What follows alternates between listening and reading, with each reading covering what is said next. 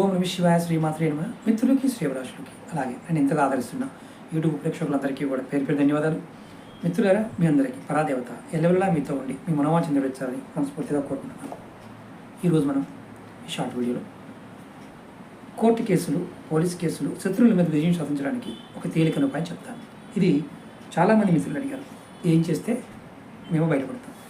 ప్రతిరోజు ఉదయం బజరంగ బాణ్ 7 సార్లు కానీ లేదా హనుమాన్ చాలీసా 7 సార్లు కానీ కంటిన్యూగా ప్రతిరోజు ఇలా 45 రోజులు చేయండి.